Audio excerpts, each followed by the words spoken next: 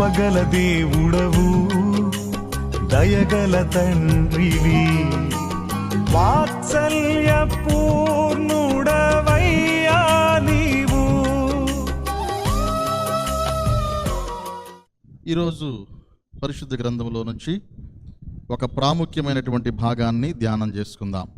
అదేంటంటే ప్రకటన గ్రంథము 6వ అధ్యాయములో మనకి 4 గుర్రాలు కనిపిస్తాయి. ఈ గుర్రాల మీద 4 గుర్రాల మీద 4 మనుషులు కూర్చున్నట్లుగా మనకు కనిపిస్తుంది. ఈ గుర్రాల మీద కూర్చున్న వారెవరు, వారి గురించినటువంటి విశేషాలు ఏంటి అనేవి ఈరోజు మన ధ్యాన భాగంగా ధ్యానం చేద్దాం. మొదటి 4 అధ్యాయాల్లో దేవుడు సంఘముతోటి మాట్లాడాడు.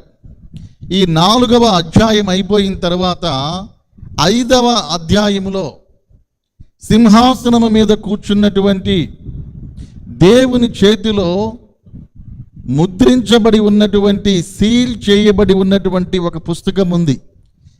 ఈ పుస్తకములో ప్రకటన గ్రంథము 4వ అధ్యాయం తరువాత ఏమేమి జరుగుతుందో అది వ్రాయబడి ఉంది.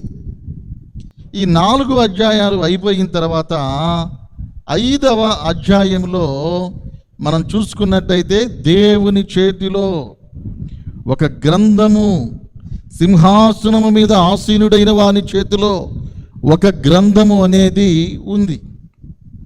ఈ గ్రంథము ఎలాగుంది? ముద్రల చేత ముద్రించబడి బిగించబడి ఉంది. ఆ ముద్రలు విప్పినప్పుడు ఆ పుస్తకం చదవటానికి, గ్రంథం చదవటానికి అవకాశం ఉండిద్ది. అసలు ఆ గ్రంథంలో ఏమి వ్రాసింది, ఆ గ్రంథంలో ఏమేమి ఉన్నాయో మనకి తెలియాలంటే ఆ గ్రంథము యొక్క ముద్రలు విప్పాలి. కానీ ఆ ముద్రలు విప్పడానికి ఎవరికి బలము సరిపోలా. పరలోకములో కానీ, భూలోకములో కానీ, భూమి క్రింద ఉన్న వారిలో కానీ ఆ గ్రంథాన్ని విప్పేటువంటి శక్తి ఎవరికీ లేదు. ఆ ముద్రలను విప్పేటువంటి శక్తి ఎవరికీ లేదండి. అందుకని యోహాను భక్తుడు ఏడుస్తూ ఉన్నాడు. యోహాను భక్తుడు ఏడుస్తూ, అయ్యో ఈ గ్రంథము విప్పడానికి ఎవరికి శక్తి లేదా అని బాధపడుతూ ఉండగా అప్పుడేం జరిగిందో తెలుసా? అప్పుడు ఆ 24 పెద్దలలో ఒక ఆయన వచ్చి యోహాన్ అంటున్నాడు, నువ్వు ఏడవాల్సిన అవసరం లేదు, గొర్రెపిల్ల, వధించబడిన గొర్రెపిల్ల ముద్రలు విప్పడానికి శక్తి కలిగి ఉందని చెప్పాడండి. అప్పుడు వధించబడిన గొర్రెపిల్ల అనగా యేసు ప్రభువారు వచ్చి ఆ ముద్రించబడినటువంటి గ్రంథాన్ని దేవుని చేతిలో నుండి తీసుకొని, ఆయన కుడి చేతిలో ఉన్న గ్రంథాన్ని తన చేతిలోకి తీసుకొని ఒక్కొక్క ముద్ర విప్పాడు. ఆయన ఒక్కొక్క ముద్ర విప్పుతూ ఉండగా ఆ గ్రంథములో వ్రాయబడినటువంటి విషయాలు బయలుపడుతూ ఉన్నాయి. ఆయన ఆ ముద్రలు విప్పుతూ ఉండగా మొదటి 4 ముద్రలు విప్పినప్పుడు 4 గుర్రాలు బయటకు వచ్చినాయండి. ఆ 4 గుర్రాల గురించినటువంటి వివరణ ఏంటో ఈరోజు తెలుసుకుందాం. ఈరోజు తెలుసుకోవాలి అంటే ప్రకటన గ్రంథము 6వ అధ్యాయము 2వ వచనం నుండి 8వ వచనం దాకా చదువుకుందాం. మరియు నేను చూడగా ఇదిగో ఒక తెల్లని గుర్రము కనబడెను, దాని మీద ఒకడు విల్లు పట్టుకొని కూర్చుండి ఉండెను, అతనికి ఒక కిరీటం ఇయ్యబడెను, అతను జయించుటకు బయలు వెళ్ళెను, కింద జయశాలిగా వెళ్ళెను. గొర్రెపిల్ల గ్రంథము యొక్క మొదటి ముద్ర విప్పినప్పుడు తెల్లని గుర్రము మీద ఒక వ్యక్తి కూర్చొని బయటికి వచ్చాడు. తెల్లటి గుర్రం అండి. తెల్లని గుర్రం మీద ఆ వ్యక్తి కూర్చున్నాడు. ఎలా ఉన్నాడంటే అతని చేతిలో విల్లు ఉంది, అతని తల మీద కిరీటం ఉంది, అతను జయించుచు జయశాలిగా బయటికి వెళ్ళాడు. ఇప్పుడు ఈ గుర్రము యొక్క అర్థం ఏంటి? గుర్రం మీద కూర్చున్నవారు ఎవరు అన్నది ప్రశ్న. చాలామంది ఏమనుకుంటారంటే తెల్ల గుర్రము కాబట్టి, తెలుపు పరిశుద్ధతకు గుర్తు కాబట్టి ఈ తెల్ల గుర్రం మీద కూర్చున్నాయని యేసు ప్రభువారు అనుకుంటారు. ఎక్కువ మంది ఏమనుకుంటారంటే తెల్ల గుర్రం వచ్చింది, తెల్ల గుర్రం మీద ఒక ఆయన కూర్చున్నాడు, ఆయన తల మీద కిరీటం కూడా ఉంది కాబట్టి ఆయన యేసు ప్రభువేమో అనుకుంటారు, కానీ వాస్తవంగా ఆయన యేసు ప్రభు కాదండి. ఆయన ఎవరు అంటే ఆయన అంత్యక్రీస్తు, అబద్ధ క్రీస్తు. ఈ తెల్లని గుర్రం మీద కూర్చొని విల్లు పట్టుకొని కిరీటం పెట్టుకొని ఈ తెల్లని గుర్రం మీద బయటికి వచ్చినటువంటి వ్యక్తి ఎవరనగా అతను అంత్యక్రీస్తు అని బైబిల్ చెబుతుంది. అతను క్రీస్తు కాడు. చాలామంది తెలుపును చూసి తల మీదున్న కిరీటాన్ని చూసి ఆయన యేసుక్రీస్తు అనుకుంటారు, కానీ వాస్తవంగా తెల్లని గుర్రం మీద కూర్చున్నది యేసుక్రీస్తు వారు కాదండి. శ్రమల కాలములో సంఘం ఎత్తబడినాక భూమిని పరిపాలించడానికి బయలు వచ్చేటువంటి అంత్యక్రీస్తు అతను. అంత్యక్రీస్తు అని మీకు ఎలా తెలుసు అంటారేమో. బైబిల్ ఏం చెబుతుందంటే అతని తెల్లని గుర్రం మీద ఎక్కాడు, బాగుంది. అతని తల మీద కిరీటం ఉంది, అది కూడా బాగుంది. కానీ అతని చేతిలో ఏముందంటే విల్లు ఉంది, ఆయుధం ఉంది ఆయన చేతిలో. మీరు పరిశుద్ధ గ్రంథాన్ని గనక పరిశీలన చేస్తే యేసుక్రీస్తు వారు ఎన్నడూ ఆయుధము పట్టలేదు. ఆయన రక్షించే దేవుడే గాని భక్షించే దేవుడు కాదు. ఆయన క్షమించే దేవుడే గాని శిక్షించే దేవుడు కాదు, చంపే దేవుడు కాదు, ఆయుధాలు ప్రయోగించే దేవుడు కాదు, అస్త్రాలు శస్త్రాలు వేసేవాడు కాదు. మీరు బైబిల్ గ్రంథాన్ని పరిశీలన చేస్తే యేసుక్రీస్తు వారు ఎన్నడూ ఆయుధము పట్టలేదు. ఆయన చేతిలో ఎప్పుడు ఆయుధము లేదు. ఆయన మాటే ఆయుధము, ఆయన నోటి మాటే ఆయుధము, ఆయన నోటి మాటే శక్తి కలిగింది. ఎన్నడూ కూడా ఆయుధం పట్టలేదు. మరి తెల్లని గుర్రం మీద కూర్చున్నటువంటి ఆయన చేతులు ఏముంది? విల్లు ఉంది. కనుక ఇతను యేసుక్రీస్తు వారు కాదండి. అంతేగాక అతని తల మీద ఒక కిరీటం ఉండటం మనం చూసాము. అతనికి ఒక కిరీటము ఇయ్యబడెను అని రాయబడింది. వాస్తవంగా అతనికి కిరీటం ప్రారంభం నుండి లేదు. టెంపరరీగా, తాత్కాలికముగా అతనికి కిరీటం ఇచ్చారు. కిరీటం అనేది అధికారానికి గుర్తు. అతనికి తాత్కాలికముగా కొంత అధికారాన్ని ఇచ్చినట్లుగా బైబిల్ గ్రంథం చెబుతుంది. ఎవరిచ్చారు ఆయనకి అధికారం? ఈ అంత్యక్రీస్తు అనేటువంటి వ్యక్తికి, అబద్ధ క్రీస్తు అనేటువంటి వ్యక్తికి, తెల్లని గుర్రం మీద కూర్చున్న వ్యక్తికి అధికారం ఇచ్చినటువంటి వారు ఎవరు అంటే ఇతనికి ముగ్గురు అధికారం ఇచ్చారు. ఎవరెవరు ఇచ్చారో బైబిల్ గ్రంథంలో నుండి చదువుదాం. ప్రకటన గ్రంథము 13వ అధ్యాయము 1వ వచనం. మరియు 10 కొమ్ములను 7 తలలను గల ఒక క్రూర మృగము సముద్రములో నుండి పైకి వచ్చుట చూచితిని. దాని కొమ్ముల మీద 10 కిరీటములను, దాని తల మీద దేవదూషణకరమైన పేళ్లును ఉండెను. నేను చూచిన ఆ మృగము చిరుతపులిని పోలియుండెను. దాని పాదములు ఎలుగుబంటి పాదములు, దాని నోరు సింహపు నోరు వంటిది. ఇక్కడ నుండి వినండి. దానికి ఆ ఘటసర్పము తన బలమును, తన సింహాసనమును, గొప్ప అధికారమును ఇచ్చెను. ఈ తెల్లని గుర్రం మీద కూర్చున్నటువంటి వ్యక్తికి అధికారం ఇచ్చింది ఎవరు అంటే, పరిశుద్ధ గ్రంథాన్ని చదివితే ఈ 13వ అధ్యాయము 2వ వచనములో దానికి ఆ ఘట సర్పము అనగా సాతాను, ఘట సర్పము తన బలము, తన సింహాసనము, గొప్ప అధికారము ఇచ్చెను. ఇతనికి కిరీటం పెట్టబడింది. కిరీటం అంటే అధికారం ఉన్నట్టు. ఈ తెల్ల గుర్రం మీద కూర్చున్న ఆయనకి అధికారం ఇచ్చిన వాళ్ళు ఎవరు అంటే, ఈ యొక్క చివరి దినాలలో సంఘము ఎత్తబడిన తరువాత అంత్యక్రీస్తు అనేటువంటి వాడు ఈ లోకాన్ని 7 సంవత్సరాలు పాలిస్తాడు.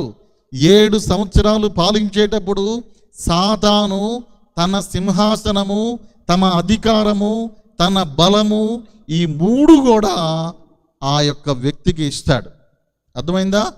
తెల్ల గుర్రం మీద కూర్చున్న వారికి అధికారం ఎవరిచ్చారంటే సాతాను అధికారం ఇచ్చాడు. సాతాను తన సింహాసనం ఇచ్చాడు, సాతాను పెత్తనం ఇచ్చాడు, సాతాను కిరీటం ఇచ్చాడు. తెల్ల గుర్రం మీద కూర్చున్న ఆయనకి ఎవరండి అధికారం ఇచ్చింది? సాతాను ఇచ్చాడు. తెల్ల గుర్రం మీద కూర్చున్న ఆయనకి 3 అధికారం ఇస్తారు. తెల్లని గుర్రం మీద కూర్చొని కిరీటం పెట్టుకుని ఉన్న వ్యక్తికి అతను అంత్యక్రీస్తు అబద్ధక్రీస్తు అనే వ్యక్తికి ముగ్గురు అధికారం ఇస్తారు. వారిలో మొదటి వారు ఎవరంటే సాతాను. ఈ వాక్యములు అదే మాట రాయబడింది. ఘట సర్పము తన బలమును, తన సింహాసనమును, గొప్ప అధికారమును ఇచ్చాను. అర్థమైంది కదా? ఈ గుర్రం మీద కూర్చున్న వాడికి అధికారం ఇచ్చింది ఎవరంటే సాతాను ఇచ్చాడు. సాతాను తన పవర్ అంతా కూడా అతనికి ఇచ్చేశాడు. ఇక రెండవ వాళ్ళు ఎవరంటే ప్రకటన గ్రంథం 17వ అధ్యాయం 12-13 వచనాలు చదువుదాం. నీవు చూచిన ఆ 10 కొమ్ములు 10 మంది రాజులు, వారిది వరకు రాజ్యము పొందలేదు గాని ఒక గడియ క్రూర మృగముతో కూడా రాజుల వలె అధికారము పొందుదురు. వీరు ఏకాభిప్రాయము గలవారై, వినాలి 13వ వచనం, వీరు ఏకాభిప్రాయము గలవారై తమ బలమును అధికారమును ఆ మృగమునకు అప్పగింతురు. చూసారండి? మొదట అధికారం ఇచ్చేది ఎవరయ్యా అంటే సాతాను ఈ గుర్రం మీద కూర్చున్న వానికి అధికారం ఇస్తాడు. రెండవది అధికారం ఇచ్చేది ఎవరయ్యా అంటే చివరి దినాలలో ఈ ప్రపంచాన్ని పాలించేటువంటి భూరాజులు, ఐరోపా సమాజము వారు, 10 రాజ్యాల వారు, ఈ 10 మంది భూరాజులు ఏకాభిప్రాయం గలవారై సంపూర్ణ అధికారము ఇతనికి అప్పగిచ్చేస్తారు. ఇక మూడవదిగా ఇక్కడే 6వ అధ్యాయం 2వ వచనములో కనబడింది, ఇదిగో దాని మీద ఒకడు విల్లు పట్టుకుని కూర్చుండి ఉండెను, అతనికి ఒక కిరీటం ఇయ్యబడెను. దేవుని సెలవు లేకుండా ఎవడును ఏది పొందలేడండి. దేవుడే అతనికి 7 ఏళ్ళ అధికారం ఇస్తాడు. కనుక మీరు గుర్తుపెట్టుకోండి, ఎవరండి గుర్రం మీద కూర్చుంది అంటే అంత్యక్రీస్తు కూర్చొని వాని గురించినటువంటి విషయాలు ఏమున్నాయి ఇక్కడ? తెల్లని గుర్రం మీద కూర్చున్నాడు, ఒకడు విల్లు పట్టుకొని కూర్చుండి ఉండెను, అతనికి ఒక కిరీటం ఇయ్యబడెను, అతను జయించుచు జయశాలిగా వెళ్ళెను. కూర్చుంది ఎవరు? జయశాలి. తెల్లని గుర్రం మీద కూర్చొని కిరీటం పెట్టుకొని విల్లు చేత్తో పట్టుకొని బయలు వస్తున్నటువంటి, మొదటి ముద్ర విప్పినప్పుడు బయలుపడినటువంటి ఈ తెల్ల గుర్రం మీద వ్యక్తి అంత్యక్రీస్తు. అంటే మొదటి ముద్రను విప్పినప్పుడు ఏం జరుగుతుందంటే సంఘము ఎత్తబడిన తరువాత 4వ అధ్యాయం తర్వాత సంఘం కనపడదు. ఇంకా సంఘము వెళ్ళిపోయిన తరువాత ఇతను ఏం చేస్తాడంటే తెల్లని గుర్రం మీద బయటికి వస్తాడు. ఇతను మోసగాడు అని బైబిల్ చెబుతుంది. ఎందుకు మోసగాడు అంటే ఇతని దగ్గర విల్లు ఉంది కానీ బాణం లేదు. యేసు ప్రభువుని సింహంతో పోల్చారు, సైతాన్ని కూడా సింహంతో పోల్చారు. యేసు ప్రభువు యూదా గోత్రపు సింహము, సాతాను గర్జించే సింహము. అది గర్జిస్తున్నాడు కానీ పళ్ళు లేవు అన్నమాట. ఇక్కడ సాతాను కూడా ఏంటి? వాడి చేతిలో విల్లైతే ఉంది కానీ బాణము లేదు. తెలుపు అన్నది శాంతికి గుర్తు. ఇతను ప్రపంచంలో ఒక శాంతి దూతగా బయలుదేరతాడు. ప్రపంచానికి శాంతిస్తాను, శాంతి శాంతి, యుద్ధాలు వద్దు, ఫైటింగ్లు వద్దు, ప్రాణ నష్టం వద్దు, జన నష్టం వద్దు, అందరూ ఐక్యంగా ఉండాలి, భూలోకం బాగుండాలని అందరి దగ్గరికి శాంతి శాంతి శాంతి అనుకుంటా శాంతి దూతగా వస్తాడు. మరి శాంతి దూతగా వచ్చేవాడికి చేతిలో విల్లెందుకు? ఒకేసారి నేరాలు ఘోరాలు చేస్తూ రాడండి. అంత్యక్రీస్తు చాలా మంచివాడిగా బయటకు వస్తాడు. అంత్యక్రీస్తు బయటికి వచ్చి కిరీటం అనేది రాజకీయ శక్తి, ఈ ప్రపంచములో ఉన్నటువంటి పొలిటికల్ పవర్ అంతా కూడా, రాజకీయ బలమంతా కూడా తాను పొందుకుంటాడు. అంత్యక్రీస్తు వచ్చి చేసే మొదటి పని ఏంటంటే ఈ ప్రపంచంలో ఉన్నటువంటి రాజకీయ శక్తులన్నిటినీ ఒక తాటి మీదకి తెచ్చి ఇతను ఒక రాజకీయ శక్తిగా అవతరిస్తాడు. అందువలనే ఇతని తల మీద కిరీటము ఉంచబడి ఉంది. ఇక రెండో విషయాన్ని మనం చదువుదాం. ప్రకటన గ్రంథము 6వ అధ్యాయం 4వ వచనం. ఆయన 2వ ముద్ర ఇప్పినప్పుడు రమ్ము అని 2వ జీవి చెప్పుట వింటిని. అప్పుడు ఎర్రనిదైన వేరొక గుర్రము బయలు వెళ్ళెను.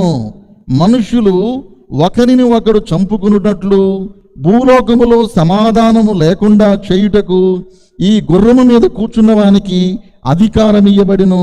మరియు అతనికి ఒక పెద్ద ఖడ్గము ఇయ్యబడెను. మొదట తెల్ల గుర్రం వచ్చింది.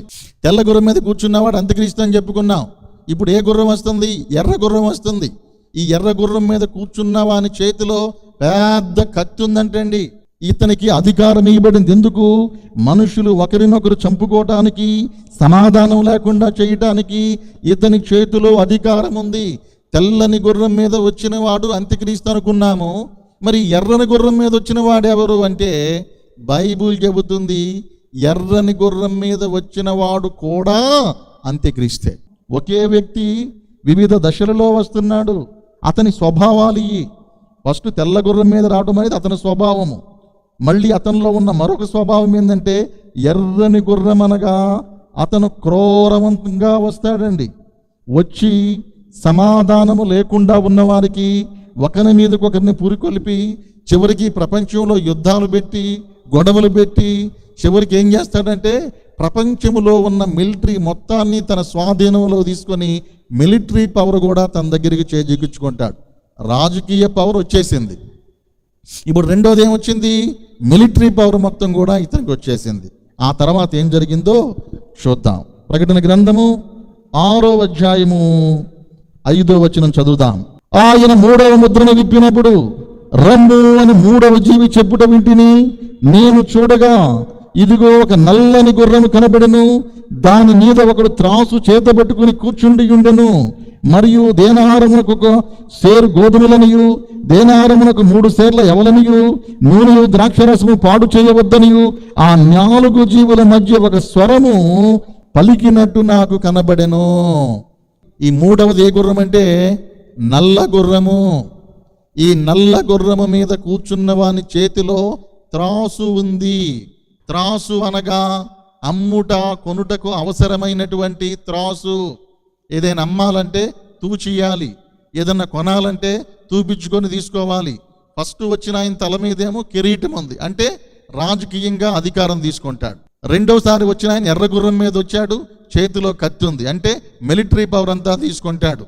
ఇక 3వసారి నల్ల గుర్రం మీద ఎక్కి వచ్చిన వ్యక్తి ఎవరంటే ఇదే అంత్యక్రీస్తు.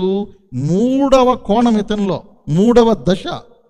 శ్రమల కాలంలో భూమి మీద రాజ్యం చేసేటప్పుడు ఆ నల్లని గుర్రము మీద కూర్చున్నటువంటి అంత్యక్రీస్తు యొక్క 3వ దశ. అంత్యక్రీస్తు ఏం చేస్తాడంటే ఈ ప్రపంచ యావత్తులో ఉన్న ఆర్థిక వ్యవస్థని తన గుప్పిట్లో పెట్టుకుంటాడు. అతనికి తెలియకుండా నువ్వేది కొనలేవు, అతనికి తెలియకుండా నువ్వేది అమ్మలేవు. భయంకరమైన కరువు వచ్చి ఈ భూలోకములో ఉన్న ప్రజలందరినీ కూడా తన గుప్పిట్లో పెట్టుకుంటాడు. ఏ వస్తువు కొనాలన్నా, ఏ వస్తువు అమ్మాలన్నా, నువ్వు ఆకలి తీర్చుకోవాలన్నా, చివరికి నీళ్లు కొనాలన్నా కానీ అతని అనుమతి లేకుండా కొనలేవు. శ్రమల కాలం అంటే బహు భయంకరంగా ఉండిద్దండి. శ్రమల దినాలలో అతడు మొదటిగా మోసగాడిగా వస్తాడు. భూలోకంలో అందరినీ మోసం చేస్తాడు. తర్వాత తన విశ్వరూపాన్ని చూపించి అనేక మంది మనుషులను చంపేస్తాడు. ఆ తరువాత ప్రపంచ ఆర్థిక వ్యవస్థని తన చేతుల్లో పెట్టుకొని, ఫైనాన్స్ అంతా తన చేతుల్లో పెట్టుకొని, సంపద అంతా తన చేతుల్లో పెట్టుకొని ఎవనికి అధికారం లేకుండా అతను చేస్తాడు. అతను చెప్పిందల్లా వినాలి. సిట్ అంటే సిట్, స్టాండ్ అంటే స్టాండ్. అంత్యక్రీస్తుని ఎవడు ఎదిరించలేడు. ఎందుకంటే అతనితో పెట్టుకుంటే, అతన్ని ఎదిరిస్తే ఏది కొనలేవు, తినలేవు. ఈ గుర్రాల యొక్క వివరణ ఏంటంటే సంఘము ఎత్తబడినాక అంత్యక్రీస్తు పాలన భూమి మీద ఏ విధంగా ఉండిద్ది, సంఘము ఎత్తబడినాక భూమి మీద అంత్యక్రీస్తు ప్రవర్తన ఏ విధంగా ఉండిద్ది, అతను ఏ విధంగా స్టెప్స్ తీసుకుంటాడు అన్న విషయాన్నే వివిధ రూపాలలో దేవుడు ఈ గ్రంథము ద్వారా బయలుపరుస్తున్నాడు. కనుక ఈ గుర్రాల మీద ఎక్కి వచ్చే వ్యక్తి రకరకాల వ్యక్తులు కాదు, ఒకడే వచ్చేది, ఒకే వ్యక్తి. కానీ అతను ఎలాంటి వాడో, అతని గుణాలు ఎలాంటివో, అతని స్వభావం ఎలాంటిదో దేవుడు మనకి ఈ రీతిగా బయలుపరుస్తున్నాడు. ఇక చివరి దానికి వెళ్దాం. పరిశుద్ధ గ్రంథంలో నుంచి ప్రకటన గ్రంథం 6వ అధ్యాయం 8వ వచనం చదువుదాం. 7-8 వచనాలు. ఆయన 4వ ముద్రను విప్పినప్పుడు రమ్ము అను 4వ జీవి చెప్పుట వింటిని. అప్పుడు నేను చూడగా ఇదిగో పాండుర వర్ణము గల ఒక గుర్రము కనబడెను. దాని మీద కూర్చున్న వాని పేరు మృత్యువు, పాతాళ లోకము వానిని వెంబడించెను. ఖడ్గము వలనను, కరువు వలనను, మరణము వలనను, భూమిలో నుండి క్రూర మృగముల వలనను, భూనివాసులను చంపుటకు భూమి యొక్క 4వ భాగముపై అధికారము వానికి ఇయ్యబడెను. చూడండి, 4వ దశ ఎలా ఉండిద్దంటే పాండుర రంగు వర్ణము కలిగినటువంటి తెలుపు, నలుపు, ఎరుపు ఈ 3 కలిసినటువంటి పాండుర రంగు వర్ణము కలిగినటువంటి గుర్రం మీద ఒక వ్యక్తి వస్తున్నాడంట. అతని పేరు మృత్యువు అనుంది. ఈ వ్యక్తి కూడా అంత్యక్రీస్తే. ఇతను ఏం చేస్తున్నాడు? ఇతను వచ్చి ఖడ్గము వలన కొంతమంది చంపబడతారు, కరువు వలన కొంతమంది చంపబడతారు, క్రూర మృగం వలన కొంతమంది చంపబడతారు. ఎంతమంది చంపబడతారంటే అక్కడ లెక్క వ్రాశాడు. అప్పటికి భూమి మీద ఉన్న జనాభాలో 4వ వంతు. 100 మంది ఉంటే 25 మందిని చంపేస్తాడు. 1,00,000 మంది ఉంటే 25,000 మందిని చంపేస్తాడు. 1,00,00,000 మంది ఉంటే 25 లక్షల మందిని చంపేస్తాడు. ఈ లెక్కన ఆ దినాలలో భూమి మీద జనాభా ఎంత ఉంటుందో ఆ జనాభాలో 4వ వంతు, పావలా వంతుని చంపేస్తాడు. ఎలా చంపేస్తాడు అంటే ఖడ్గము వలన, కరువు వలన. కొంతమంది అంత్యక్రీస్తు చేతిలోనూ వాని సైనికుల చేతుల్లోనూ నరకబడి చంపబడతారు. కొంతమంది ఆహారం లేక అంత్యక్రీస్తు రేషన్ ఇనందువలన ఆకలితో అలమటించి చచ్చిపోతారు. ఖడ్గము వలన, కరువు వలన భూమి మీద ఉన్నటువంటి 1/4 వంతు జనమందరినీ చంపేస్తాడు. ఎవరెవరిని చంపివేస్తాడో చెప్తా వినండి. ఎవరిని చంపివేస్తాడంటే ముఖ్యంగా ఆ రోజుల్లో భూమి మీద 3 బ్యాచ్లు ఉంటాయి. ఆ దినాలలో సంఘమేమో వెళ్ళిపోతుంది. సంఘము వెళ్ళిపోయిన తరువాతే ముద్రలు విప్పబడతాయి. సంఘము వెళ్ళిపోయిన తరువాతే ముద్రలు విప్పబడతాయి. ముద్రలు విప్పేటప్పుడే ఈ పనులన్నీ జరుగుతాయి. నీవు రక్షించబడి దేవుని ఆత్మని పొందుకొని సిద్ధపడి ఉంటే సంఘము వెళ్ళినప్పుడు సంఘంతో పాటు వెళతావు. ఒకవేళ సంఘముతో వెళ్ళకపోతే శ్రమలలో ఉండి ఇప్పుడు చెప్పుకున్న బాధలన్నీ పడాల్సి వస్తుంది. అందుకనే మీ అందరూ కూడా ముందుగా రక్షణ పొంది, మారు మనసు పొంది, బాప్తిస్మం పొంది, పరిశుద్ధాత్మ పొంది సిద్ధపడి రెడీగా ఉండాలి. ఎవరెవరితో యుద్ధం చేస్తాడు, ఎవరెవరిని చంపేస్తాడంటే భూమి మీద 3 బ్యాచ్లు ఉంటాయి. సంఘం ఎత్తబడిన తరువాత కూడా భూమి మీద 3 బ్యాచ్లు ఉంటాయి. ఎవరా 3 బ్యాచ్లు అంటే, ఒకటి విడువబడిన సంఘము సిద్ధపడిన భాగం వెళ్ళిపోయింది. ఇంకా సిద్ధపడకుండా ఉన్న వాళ్ళు భూమి మీద ఉంటారు. ఎవరెవరైతే భూమి మీద సిద్ధపడకుండా విడవబడిన సంఘముందో ఆ సంఘములో వారందరూ కూడా అంత్యక్రీస్తుకి ఎదురు తిరుగుతారు. అంత్యక్రీస్తు వారందరినీ ఖడ్గము చేత చంపేస్తాడు. కొంతమందికి ఆహారం ఇవ్వకుండా, నీళ్ళు ఇవ్వకుండా అలమటించి మాడి చచ్చిపోయేటట్టు చేస్తాడు. ఈ భూమి మీద విడవబడినటువంటి సంఘములో వారు అయ్యో సంఘం వెళ్ళిపోయింది అని బాధపడి కళ్ళు తెరుచుకొని మేల్కొంటారండి. అలాంటి వాళ్ళు అంత్యక్రీస్తుని ఎదిరిస్తారు. అప్పుడు ఏం చేస్తాడంటే వారిని చంపేస్తాడు. ఖడ్గము వలన శిరచ్ఛేదనము చేస్తాడు, ముక్కలు నరికేస్తాడు. ఆ తర్వాత ఎవరినంటే ఇశ్రాయేలు ప్రజలు 3.5 సంవత్సరాలు వానితో బాగానే ఉంటారు. 3.5 సంవత్సరాలు అయినాక దేవాలయములో విగ్రహారాధన ప్రారంభిస్తాడు. తన విగ్రహాన్ని చేసి దేవాలయములో పెట్టి పూజించమంటాడు. అప్పుడు ఇశ్రాయేలీలు ఎదురు తిరిగి విగ్రహారాధన చేస్తున్నావంటే నువ్వు క్రీస్తువు కాదు, నువ్వు మెస్సయ్యావు కాదు, నువ్వు మోసగాడివని ఇశ్రాయేలు జనాంగము వాని మీద ఎదురు తిరుగుతుంది. ఎదురు తిరిగినటువంటి వారందరిని కూడా ఈ అంత్యక్రీస్తు అనేటువంటి వాడు, మృత్యు అనేటువంటి వాడు కరువు వలన కొంతమందిని, ఖడ్గము వలన కొంతమందిని చంపేస్తాడు. ఇక 3వ గుంపు ఎవరయ్యా అంటే అన్యజనులు ఉన్నారండి. ఈ అన్యజనులు కూడా కొంతమంది ఇతన్ని ఎదిరిస్తారు. నువ్వు చెప్పినట్టు మేము వినేది ఏంటయా, నీ ముద్ర మేము వేయించుకునేదేంటి, నీ దగ్గర మేము కొనేది ఏందని కొంతమంది ఎదురు తిరుగుతారు. అతనికి ఎవరెవరు ఎదురు తిరిగారో, అతనికి ఎవరెవరు మొక్కలేదో అలాంటి వాళ్ళందరిని కూడా శిరచ్ఛేదనం చేసి పడేస్తాడు. కనుక ఇతను ఎంతమందిని చంపుతాడయ్య అంటే భూమి మీద ఉన్న వారిలో 1/4 వంతు ఇతని చేతిలో చంపబడతారు. ప్రతి 100 మందిలో 25 మందిని చంపేస్తాడు. అంటే ఎంతమంది చనిపోతారో భూమి మీద మీరు అర్థం చేసుకోండి. ఒక ఊళ్ళో 20,000 మంది ఉన్నారనుకో, 5,000 మందిని చంపేస్తాడు. అతి భయంకరంగా ఉండిద్ది. కనుక ఈ మొదటి గుర్రం మీద వచ్చిన వ్యక్తి, రెండవ గుర్రం మీద వచ్చిన వ్యక్తి, మూడవ గుర్రం మీద వచ్చిన వ్యక్తి, నాలుగవ గుర్రం మీద వచ్చిన వ్యక్తి ఒకడే. ఆ దినాలలో మనం ఉండకుండా ఉండాలంటే మనం కంపల్సరిగా ఎత్తబడాలి. యేసుక్రీస్తు వారు ఒక చక్కటి మాట చెప్పాడండి. ఈ మాటను మనం చూద్దాం. పరిశుద్ధ గ్రంథములో నుంచి లూకా సువార్త 21వ అధ్యాయము 36వ వచనం. కాబట్టి మీరు జరగబో వీటినెల్లా తప్పించుకొని మనుష్య కుమారుని ఎదుట నిలువబడుటకు శక్తి గలవారగునట్లు ఎల్లప్పుడూ ప్రార్థన చేయుచు మెలకువగా ఉండుడని చెప్పాను. భూమి మీద అంత్యక్రీస్తు దగ్గర నువ్వు ఉన్నావా? అసలు క్రీస్తు దగ్గర ఉండలేవు. ఈ అంత్యక్రీస్తు దగ్గర నుండి తప్పించుకొని వెళ్ళే మార్గం ఉంది. ఏంటంటే ఇక్కడ ప్రభువే చెప్పాడు, కాబట్టి మీరు జరగబోవు వీటినెల్లా తప్పించుకునే మార్గము ఉంది అని ప్రభువు చెబుతున్నాడు.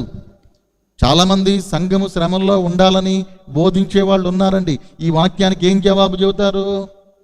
భూమి మీద అంత్యక్రీస్తు బయలుపడక మునిపే, అంత్యక్రీస్తు గుర్రం ఎక్కక మునిపే, అంత్యక్రీస్తు తల మీద కిరీటం పెట్టబడక మునిపే, అంత్యక్రీస్తు చేతికి కటకం ఇయ్యక మునిపే, అంత్యక్రీస్తు చేతికి త్రాసు ఇవ్వక మునిపే నీవు తప్పించుకునే మార్గము ఉంది అని యేసుక్రీస్తు వారు చెప్పాడు. ఆ మార్గమే ఎత్తబడిన సంఘములో వెళ్ళిపోవడము. ఇవేమి జరగక ముందే ప్రభు చెబుతున్నాడు, వీటన్నిటినీ మీరు తప్పించుకోండి. ఎలా తప్పించుకోవాలి? భూమి మీద ఎటు వెళ్ళినా ఆయన రాజ్యమే ఉండిద్ది, ఏ మూలకి వెళ్ళినా అంత్యక్రీస్తు రాజ్యమే ఉండిద్ది. ఎలా తప్పించుకోవాలంటే భూమి నుండి ఎత్తబడి మనుష్య కుమారుని ఎదుట నిలువబడుటకు శక్తి గలవారగునట్లు ఎల్లప్పుడూ ప్రార్థన చేయుచు మెలకుగా ఉండుడి. అంత్యక్రీస్తు చేతిలో నుంచి ఎలా తప్పించుకోవాలి? ఏ విధంగా బయటపడాలంటే సంఘము ఎత్తబడినప్పుడు వెళ్ళిపోతే సంఘము వెళ్ళి అసలైన క్రీస్తు ఎదుట ఉంటుంది. విడవబడిన సంఘము అంత్యక్రీస్తు ఎదుట ఉంటుంది. కనుక ఈ విషయాలు ఎందుకు బోధిస్తున్నామంటే మీరెవ్వరూ విడవబడకూడదు, మీ కుటుంబం విడవబడకూడదు, మీ సంఘం విడవబడకూడదు, అంత్యక్రీస్తు చేతుల్లో చావకూడదు, ఆకలితో అలమటించకూడదు, ఖడ్గముతో నరమేధానికి గురవ్వకూడదు, హతసాక్షిగా మారకూడదు. ఇవన్నీ జరగకూడదనే దేవుడు ముందుగా అవసరమైన విషయాలు ప్రకటన గ్రంథములో వ్రాయించి ఉంచాడు. ఈ విషయాలు మనం చదువుకుంటున్నప్పుడు అయ్యో ఇంత ఘోరంగా ఉండిద్దా అని సంఘము ఎత్తబడినప్పుడు ఆ మాట అన్నాడు ప్రభు, కాబట్టి మీరు జరగబోవు వీటినెల్లా తప్పించుకొని మారు మనసు పొంది మనుష్య కుమారుని ఎదుట నిలువబడుటకు శక్తి గలవారగునట్లు. ఇక్కడ నుండి తప్పించుకొని మనుష్య కుమారుని ఎదుట నిలబడి అక్కడ ఉంటే ఇవన్నీ తప్పించుకుంటాము. కనుక అందరూ ఎత్తబడే సంఘంలో ఉండాలి, అందరూ దేవుని ఎదుట ఉండాలి. అంత్యక్రీస్తుని చూడటము, వాని రాజ్యంలో ఉండటము, ఆ కరువులు భరించడము, 666 ముద్ర వేయించుకోవటము, శిరఛేదనం చేయబడటము ఇవన్నీ అవసరం లేదండి. నువ్వు ఎత్తబడకపోతేనే ఇవన్నీ నీకు వస్తాయి. ఒకవేళ నీవు ఎత్తబడే సంఘములో ఉంటే ఈ శ్రమలన్నిటి నుండి తప్పించబడదుగాక. అట్టి కృప దేవుడు మనకిచ్చునుగాక. ప్రార్థన. పరిశుద్ధుడైన తండ్రి, ప్రేమ కలిగిన ప్రభువా, మీ పరిశుద్ధమైన పాదాలకు వందనాలు స్తోత్రాలు చెల్లిస్తున్నాం. అయ్యా, సంఘం ఎత్తబడినాక ఈ భూలోకమంతా అంత్యక్రీస్తు చేతులకు అప్పగించబడబోతుంది నాయన. వాడు శాంతి శాంతి అని వచ్చి భూలోకాన్ని సర్వనాశనం చేసి ఖడ్గము చేత కొంతమందిని, కరువు చేత కొంతమందిని చంపేస్తాడని బైబిల్ చెబుతుంది, శ్రమల పాలు చేస్తాడని బైబిల్ చెబుతుంది, హింసిస్తాడని బైబిల్ చెబుతుంది నాయన. ఈ 4 గుర్రాలు అంత్యక్రీస్తు యొక్క 4 ముఖాలు, ఈ 4 గుర్రాలు అంత్యక్రీస్తులో ఉన్న 4 కోణాలు, ఈ 4 గుర్రాలు అంత్యక్రీస్తు యొక్క 4 స్వభావాలు తండ్రి. ఆ అంత్యక్రీస్తు చేతిలో, అపవాది చేతిలో, క్రూరమృగం చేతిలో మేం పడకుండా తప్పించుకొని సంఘముగా ఎత్తబడి మీ ఎదుట నిలిచే భాగ్యము మా అందరికీ అనుగ్రహించమని యేసుక్రీస్తు వారి పేరిట అడుగుచున్నాము తండ్రి. ఆమేన్.